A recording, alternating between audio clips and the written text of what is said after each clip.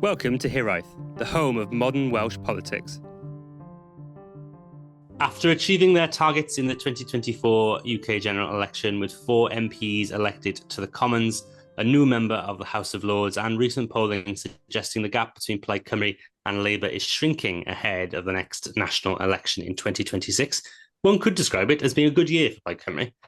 But many of the old challenges remain. Where can it gain representation outside of its heartlands? What policies can it propose to grow its support? And is there a realistic path to actually being able to enact those policies in government? To discuss this and more, we are joined by Rhun of Iorwerth, member of the Senedd for Ynys Môn and leader of Plaid Cymru. Hello, Rhun. How are you? How are you? Not too bad. Back into the swing of things with the Senedd. Rhun, it's been a little while since we spoke to you last, just after you were elected leader in July of last year. How would you describe the highs and lows of the first year or so in the role?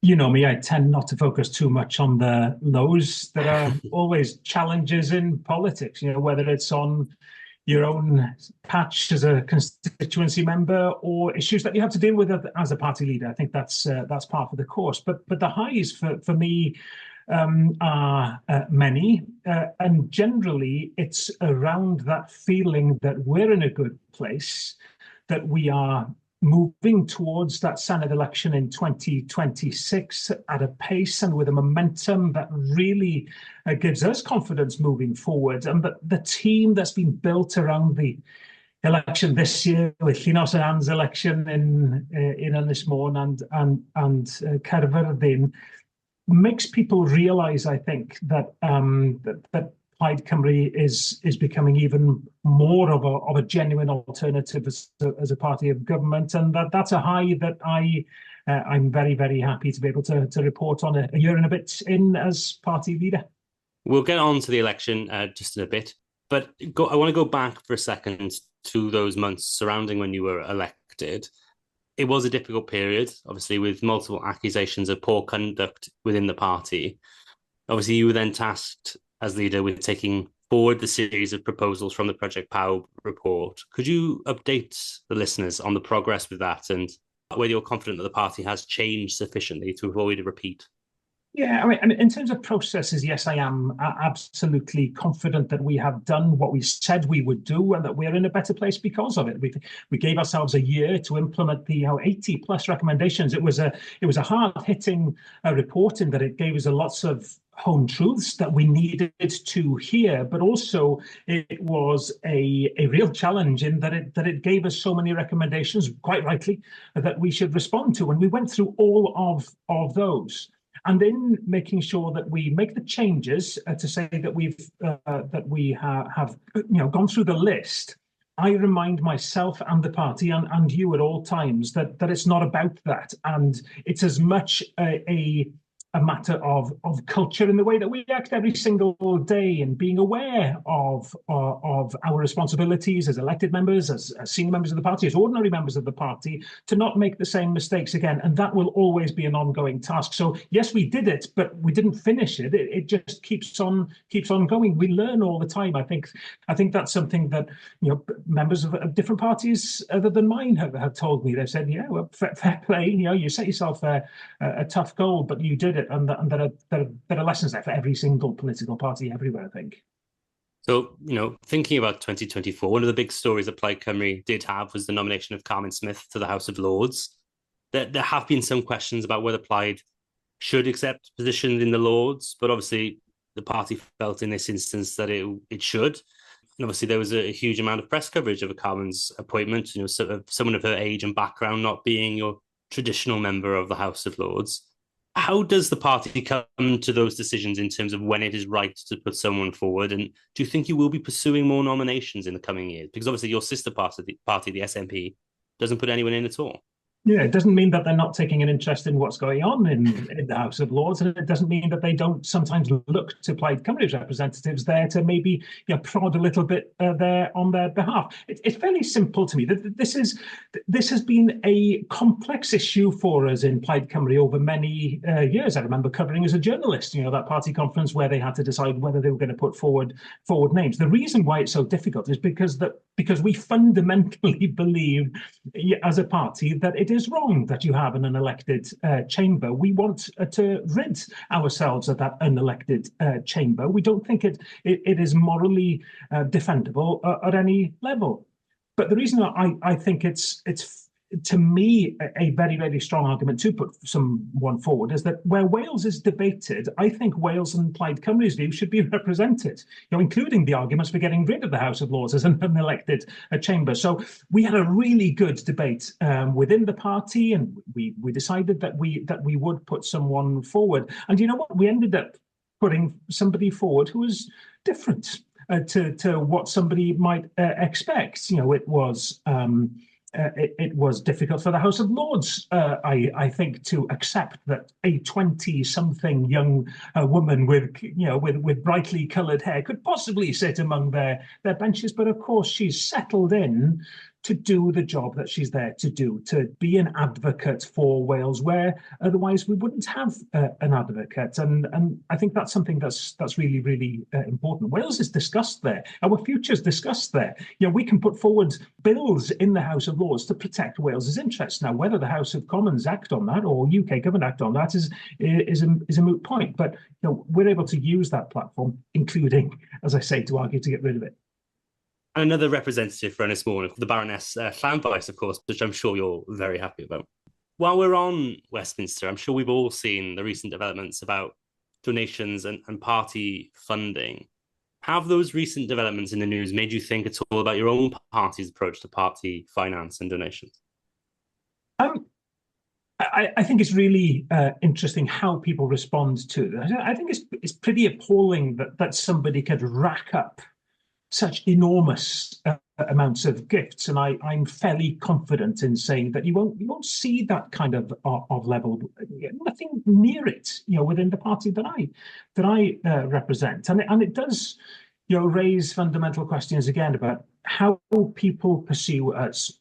Again, on that question of, are they in it for themselves? Well, hasn't Keir Starmer given ammunition to people who think that we're in it for ourselves when you have, 30, 40 grand's worth of football tickets that you accept? Now, I'm reluctant to say absolutely no hospitality whatsoever. I don't think we take much, actually, but there are some meetings outside of a normal parliamentary setting, which might be somewhere which may involve a meal or a ticket that are actually useful in the way that we represent our constituents and do our work as parliamentarians. But I think people are rightly angry when they read kind of things. I was a journalist during the expenses scandal, and people again were rightly appalled, and that led to a real change in attitudes towards what the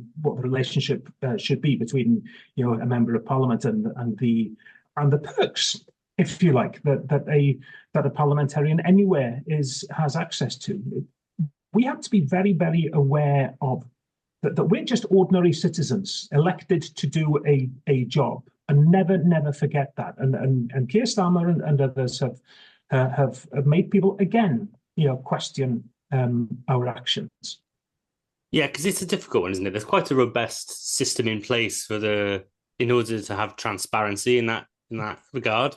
But there's also the public sniff test, something you talked about a little bit. I suppose we were sort of hinting at during the expenses scandal. I think the public generally knows what's right and what's wrong, right? Yeah, and it seems to me that Keir Starmer came to the conclusion that because something is registered, it automatically passes the sniff test. It doesn't. You can register things that people will think, gosh, that does not seem right. There are things that we clearly do because of our need to fulfill our duties. Some of that may mean being taken by a potential investor for entertainment, to talk. Right? You register that, and I think that kind of thing is acceptable because it's registered. But when it's just blatant gifts at a very, very high level, people will rightly question whether that's why we go into politics, and it absolutely shouldn't be. So let's talk about what I'm sure has become one of your favourite topics of discussion this year, is the general election. the surprise calling of which in May will probably go down as one of the most peculiar decisions from any number 10 administration in our lifetimes.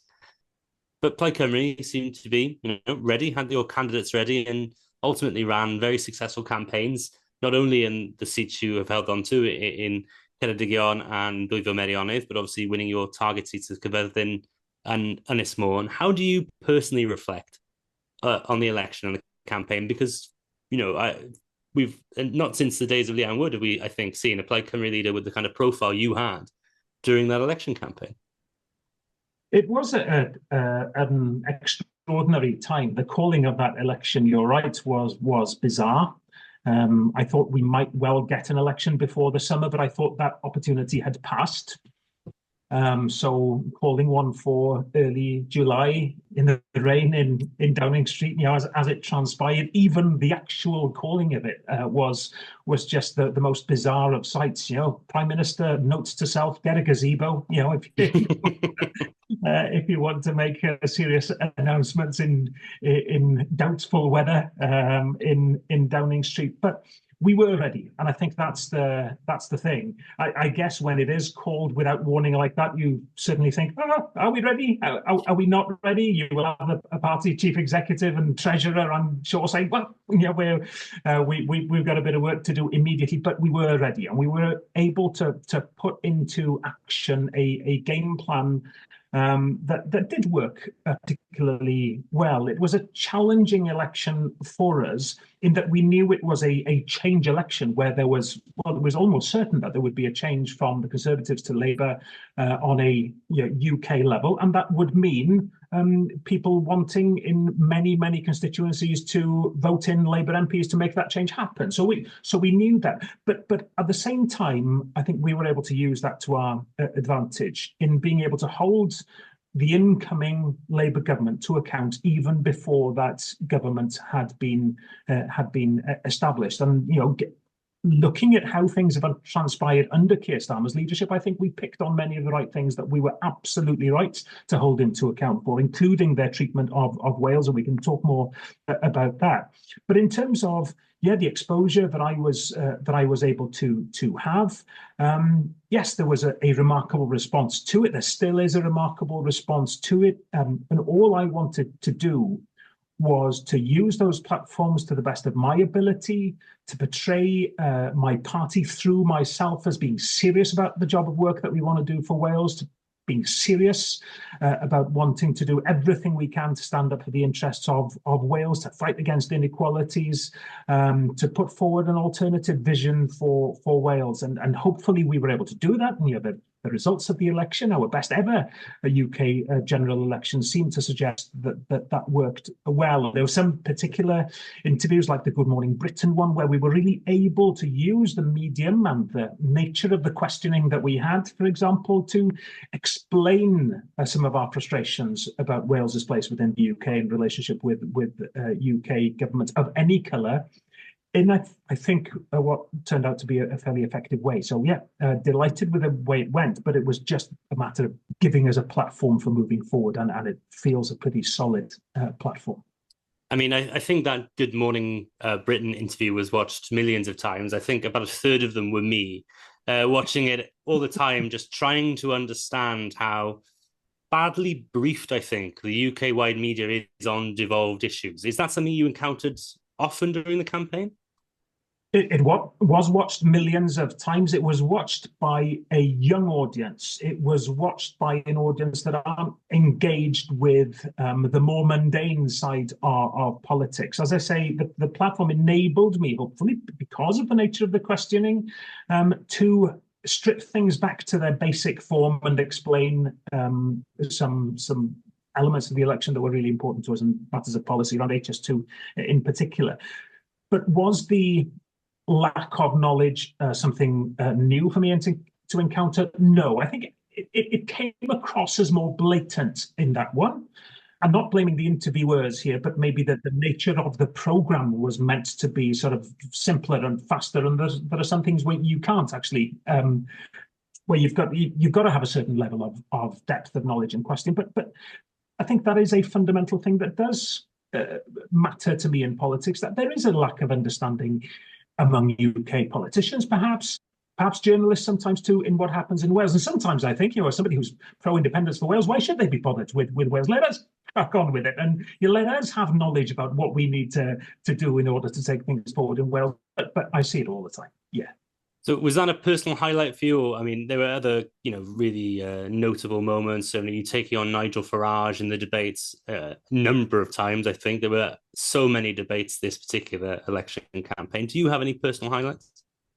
Oh, I think it was a collective to me. I mean, I get the sense now, looking back, that there was a mood around those programmes, certainly for people who were warm towards Plaid Cymru, or who were supportive of Plaid Cymru, and that there was some excitement about the way that we were able to use those platforms. I didn't see any of it, though, because I wasn't a part of that mood of watching it and tuning into it, because I was actually there on the programme. So it was, to me, a collective. I mean, I enjoyed doing them. That's one thing. As a broadcaster, I'm really happy in a television studio, and I enjoy crafting words and trying to engage in a positive way. I like doing politics with a smile on my face, and on television that works quite well. It's not something that I'm making up; it's how I am. But I genuinely enjoyed it. It was it was a lot of work.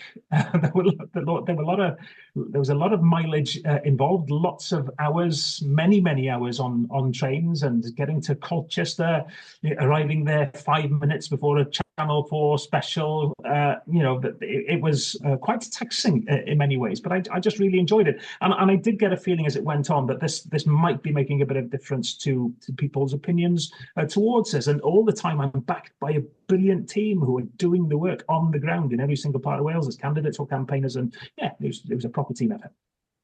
Did you always feel like you were going to win those 4 seats? Because the polling shifted constantly throughout that election. Some polls were saying you'd win 2, some say you win 4. So what was the mood amongst you and your team, as well as the wider party, during that period? And I know it might be difficult for people to accept of a politician, but I really tried to be honest in my assessment of where we're at as a party. And I was saying that we could end up with 2, that we could end up with 3 or 4, and that it wasn't just about expectation management. It was genuinely how I felt as well. And as I said, the context of the election was really challenging, because you had a big, juggernaut in Labour mopping up votes everywhere on the way to what we knew would be a big victory. What we didn't know at the start of it was how that would impact us in our seats that we were really targeting in Ynys Môn and in Caerfyrddin. As the election goes on, of course, you have data then, and you get a sense of what's going on. And I knew we could win both Ynys Môn and Caerfyrddin, but we were in 3rd place in Ynys Môn, with Labour, who are about to become UK government with a big majority, with on paper, easier job than us to do. So it was a heck of a feat to come from 3rd to 1st. Yeah, I was looking at Osmedi again today, and she's to me, she is a very impressive young woman who is in politics for all the right reasons. We all too often hear or come to conclusions that person X or person Y, God, well, what drove them to go into politics? Are they in it for themselves, as somebody often accuses us of being? I don't think most people are in it for themselves, by the way. But Llynos is there because she is driven by her upbringing, by her love and her respect for her constituents and the people that she serves. She fought a brilliant campaign, honest as you can possibly have, and she will be a brilliant MP, I've no doubt, and has already started to leave her mark, as Anne Davis, the inimitable Anne Davis, has done in Caerfyrddin. These are standouts. Members of Parliament. These are standout politicians that people go, yeah, that breaks the mold a bit. But Keir Starmer himself, day before the election, went to Caerfyrddin. Everybody, every Labour rosette in the UK seemed to be in Caerfyrddin, and we still we still knew that we were in a position to win, but we were thinking, is our data absolutely off the mark? And it turns out it was Labour's data that was completely off the mark. We knew they were both winnable, but we had to work damn hard to do it, and we did. And of course, and to get the amazing results in Caerfyrddin and in Dwy Meirionnydd as well for Ben and Liz, quite remarkable results. I mean, I think not for those of us in the know, and I state my claim here, I predicted you would win all four. But I think most people saw that huge effort from Labour in Caerfyrddin, saw Keir Starmer turning up, and then to see the actual result in the evening, which was a fantastic win for Anne. But I'm intrigued by your personal thoughts seeing Keir Starmer turn up the day before, and what kind of feeling you have when you see these big campaign machines like roll in against you. Yeah, okay, I'll give my assessment, right? It was one of two, wasn't it? It was either, right, they know they are going to win, and therefore let's chuck everybody in there so that Keir Starmer will get even more glory when he gets his victory on election day. Or actually, if they lost it, nobody after the election would say, well, they won the election with a massive majority, but goodness me, they messed it up in Caerfyrddin, didn't they? So I guess they had nothing to lose, and because they knew they were likely to be winning many seats, you try to add more, I guess, but I think they got their data wrong. Very good set of results. I don't think anyone is denying that was a very good set of results for Plaid. But how do you assess your opportunities for growth elsewhere in Wales? I mean, you were pushed into third place in many of the Valley seats, in Senedd. Yeah. Where do you think the opportunity is for growth? What kind of voter demographic are you looking at in order to grow the support there, to win representation in these areas? I'm appealing to everybody who cares about the future of Wales. For the next election. Simple as that. We can put some labels on them. People who identify as Welsh, people who are pro-devolution. It's a big cohort of people, a big cohort of people. That I believe in building a really wide alliance of support for what we're trying to do for Wales. I have no doubts. Our data shows it. That there were many people who were perfectly happy, keen even to vote for Plaid Cymru in the election this year, who decided that they wouldn't, because they wanted to make sure that they were getting that change on a UK level. I'll tell you a little story about an email that I got from somebody who was in the audience of the BBC audience debate, the BBC Wales one, where it was just me, Bethan Rhys-Roberts, presenting in an audience. And it was a lovely email from somebody who said, listen, I was very impressed, so much so I have decided to join Plaid Cymru, as has my daughter, and really looking forward to campaigning with you. Unfortunately, I'm going to have to vote Labour in this election. So even somebody who had been enthused enough to vote to join Plaid Cymru said in that particular peculiar change election, they had to vote Labour. So there are many people. I know there are lots of people in Ynys Môn who haven't been convinced that we were the ones to vote the Conservatives, to beat the Conservatives. So they voted Labour. So I want to bring them back in an election with a new electoral system where every vote counts. And if they want Plaid, if they want our team to be the next government, if they want me to be the First Minister, they can vote for that and have that. So there's that cohort who are already sort of nearly there. But there's an additional cohort, I think, that we want to try to get to think differently about the election in 2026. What we've had ultimately in every election since the birth of devolution is a falling back on, well, Wales is Labour, and therefore we will vote in Labour to be by far the largest party. Not by far the largest share of the vote in every election, but because of the peculiarities of the electoral system that we have currently. Labour have had pretty much around half the seats in the Senedd always. We need to persuade them, listen, we think the time has come for change. Labour tell us that everything is good now that we have Labour in control in Cardiff and in Westminster, and therefore able to work together. But we've already seen that fall apart. We've already seen that debunked with Ynys Môn admitting, being honest, some would say, that she has little influence over Keir Starmer. When we see nothing of note coming back from Westminster in terms of taking forward a Welsh agenda. So actually, we need a change of direction. And there's only one party that is in a position to be able to build on where we are currently in order to go forward and lead government in Wales, and that's Plaid. And it is a matter of telling people, listen, now's the real opportunity. Lend us your vote even. Get behind this project of ours and see where it takes us, because currently we're going nowhere fast as a country. I mean, I think the logical question that follows that, Rhun, is if Senedd herself feels that she doesn't have much influence over Keir Starmer, how much influence could you as a Plaid Cymru FM hope to exert over the UK government? Well, I think what startled many people last week was her response to Senedd Williams, where she said, listen, if you want to try to get Westminster or UK government to change its policies, write to your MP. And that was a sort of a hands up, listen, there's no point in me doing it. They'll do what they want up there. And Sened's question was specifically around child poverty.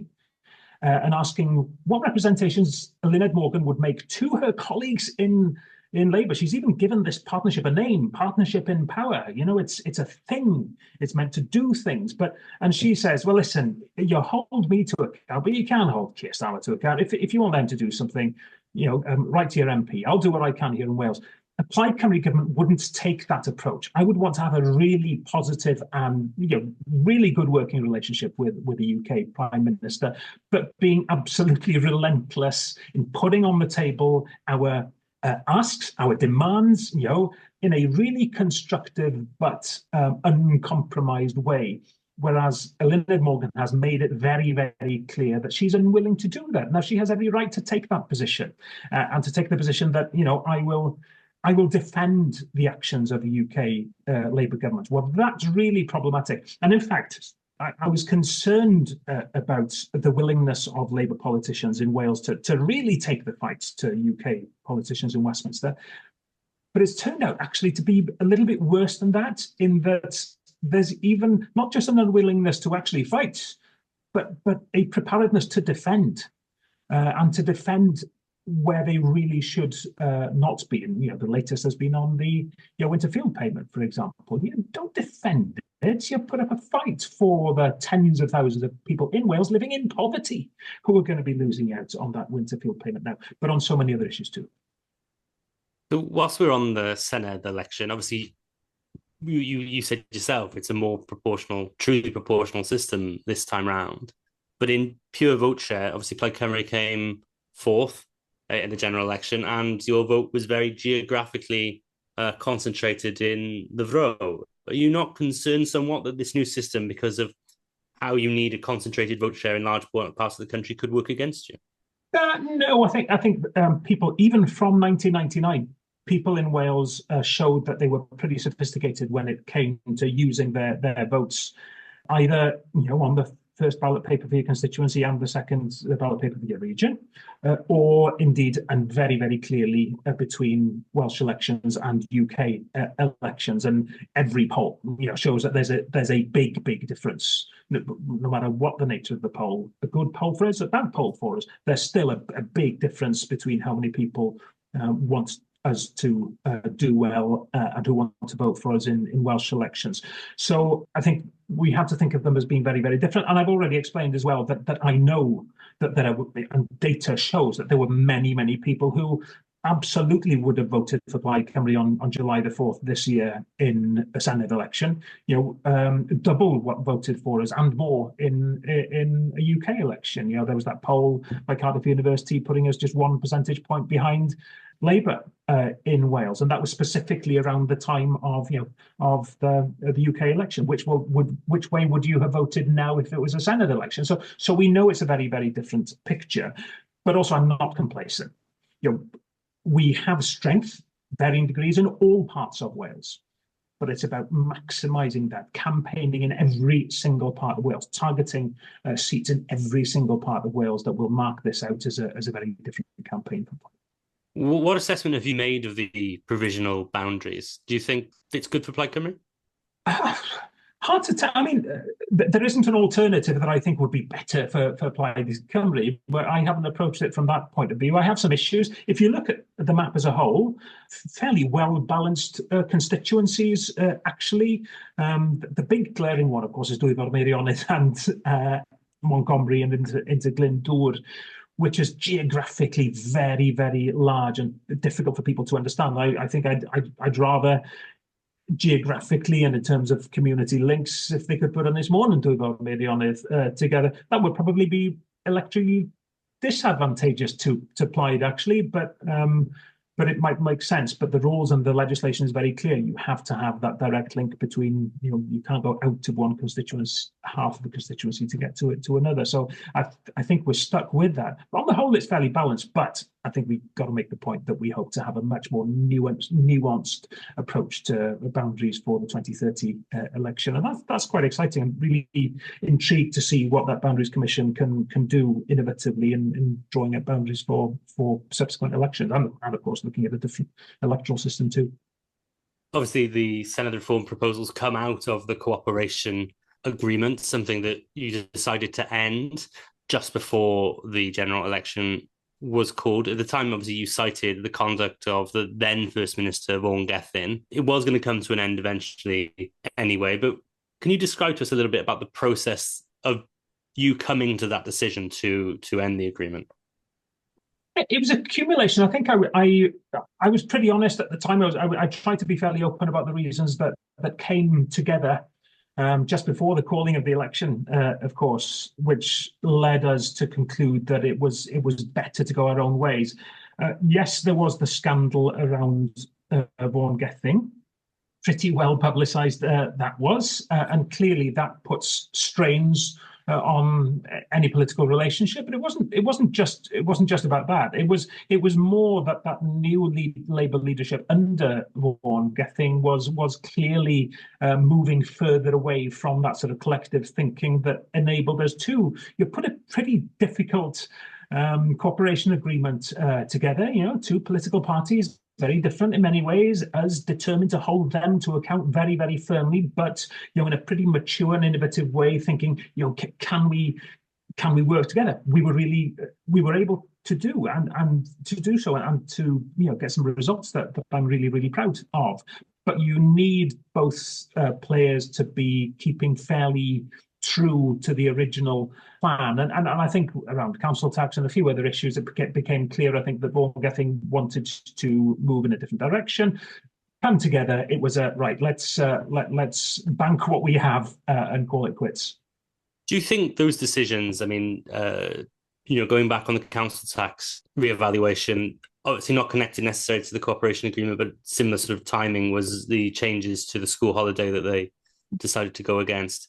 Do you think that was a question of ideological difference or varying political capital that powered those decisions? I think a little bit of both.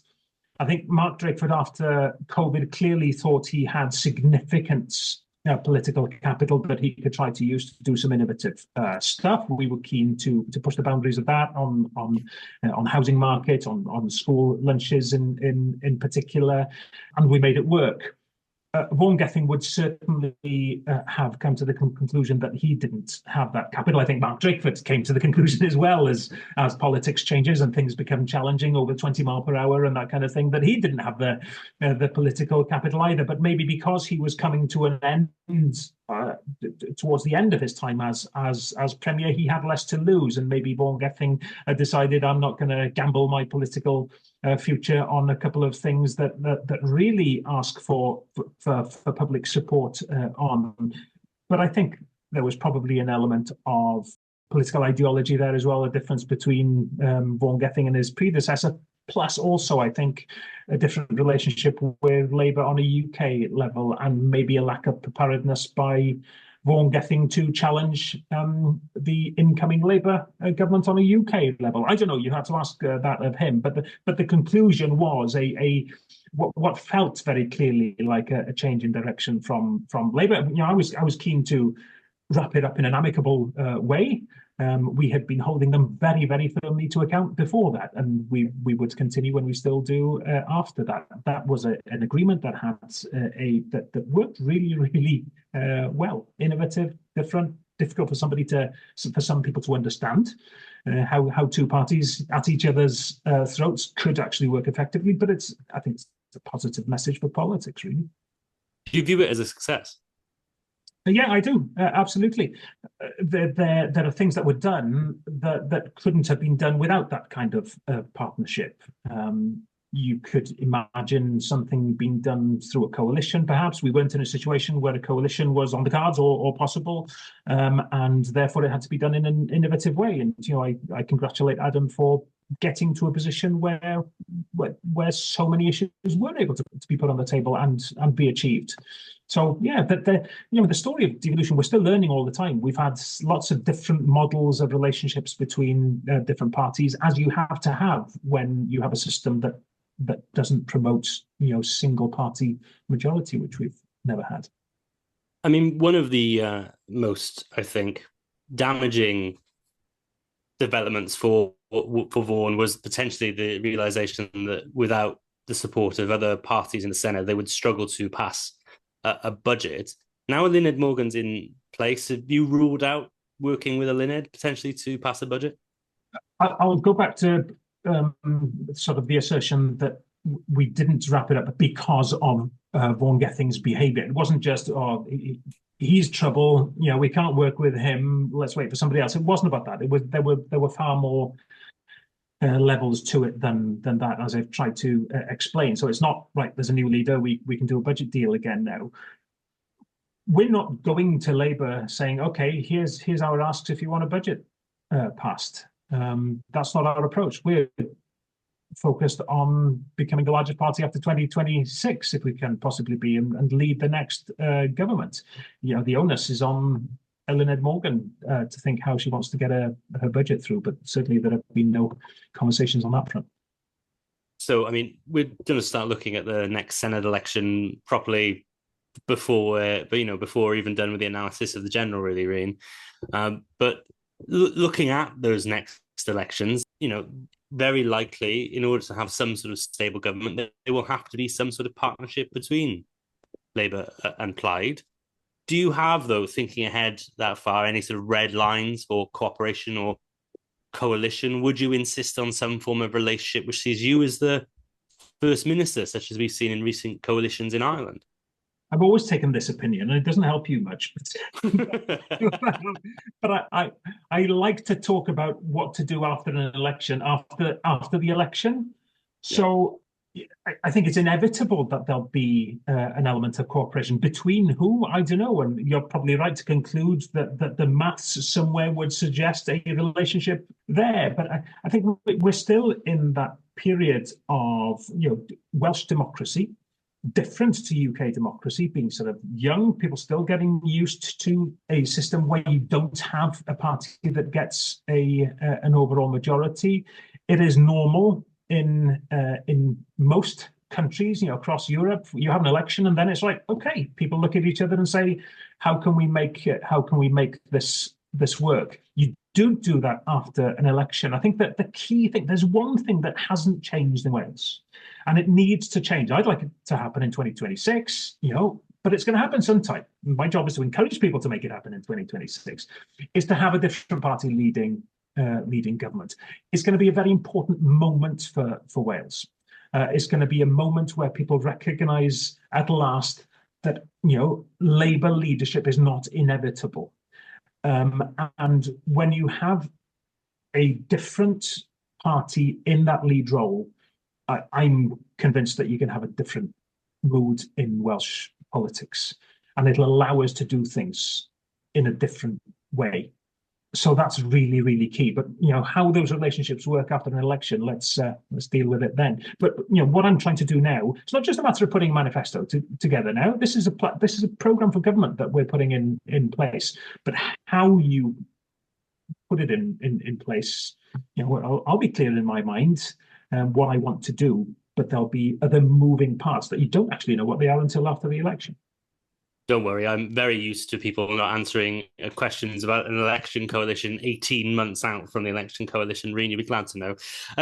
But I mean, if we look at this upcoming election and the polling for it, then the insurgent party in 2026 is very likely to actually be Reform, because, you know, depending on whose modelling you're looking at between sort of 15 and 18 seats for Reform out of the 96. And regardless of your thoughts on Reform, I think me and you probably share very similar views in that regard.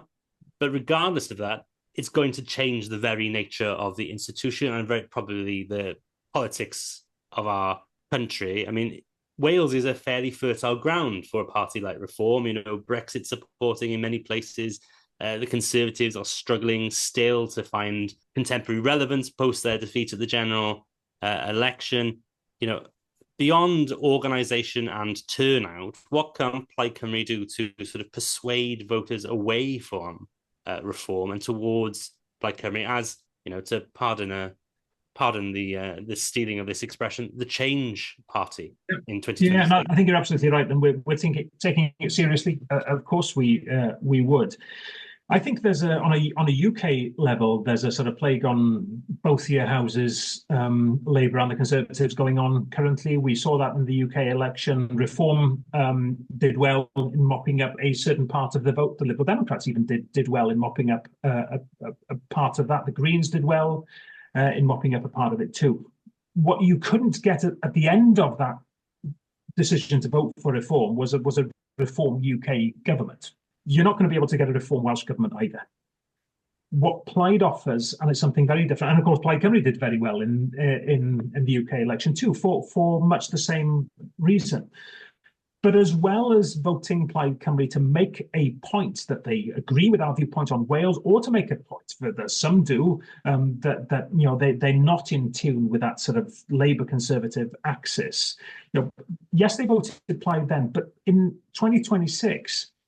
There's an additional argument, and that is actually, if you vote for that in enough numbers, you can actually have that vision leading Welsh government. And that is a proposition which we want to get to excite people. That if they, people will vote Plaid Cymru and always have done, some people, because of a protest vote. But essentially, I don't want them to vote Plaid Cymru as a protest vote. I want it to be a proactive vote, and that will be a big part of what I'll be trying to appeal to people on, which is vote for us. If it feels like a protest, fine, but actually think of it as a protest with a purpose, because this is a protest that can lead to a change in government in Wales. It's a massive thing. It's something that we've never had in devolved Welsh politics before. It's something that they cannot have with Reform, a vote for Reform. It really is just a protest vote to have somebody, you know, stirring things up in the Senedd. Fine. But let's think of a further purpose to the way people can use their vote, and that'll be something important. As for their presence, they've been in the Senedd before, of course. You know, there were seven, you know, same party essentially. UKIP was at the time. They turned into the Brexit party, but it's essentially the same team, and they weren't able to effect any kind of change of the type that, you know, you will hear some of their tub thumpers talking about, and they won't after 2026 either. But we take the threat very, very seriously, because it's a threat to, you know, to the politics that we have, the politics of kindness, and the politics of positivity, the politics of real vision, the politics of tackling inequality, the politics of fairness. You know, that's what I want in Plaid Cymru. That's more useful, and I want to persuade people to come back there rather than the politics of just total angry frustration. So thank you very much for joining us, Rhun. Before we end, obviously we are now in the throes of a new Senedd term. What are Plaid Cymru's key campaigns this term, and what are your primary focuses? And obviously now post-cooperation agreement, where all your spokespeople are free to discuss all policy areas again. Indeed. I mean, it's a pretty exciting time for us, you know, eyes on the election, setting out our stall on the things that will form, you know, a big part of our programme for government in 2026. So clearly health will be really, really important. And we we've got a Labour government that still refuses to accept that there's a crisis. Keir Starmer has quite rightly said that the Conservatives have left the NHS in England in crisis. That will be a main focus for us here too. That we need to really rebuild, and we'll have clear ideas on how to do that. Education, really important. We want to focus in coming months on raising standards in education and putting our ideas forward for that. But we will continue to highlight those issues that Labour, through this partnership in power, can deliver for Wales if they wanted to. It seems they don't. On fairer funding, on HS2 funding, on devolving the Crown Estate, on devolving justice. Let's push the agenda on this. Build, strengthen our policy environment in Wales with the help of a new UK Labour government. We're not seeing it, and I'm starting to think, hey, will it ever come? The truth is, you want a government in Wales that's clear about wanting to deliver on that vision. That's plenty. Rhun, as always, thank you very much. Diolch yn fawr iawn. Thank you. Thank you for listening to Hiraeth. If you like what you heard, please don't forget to subscribe, rate and review.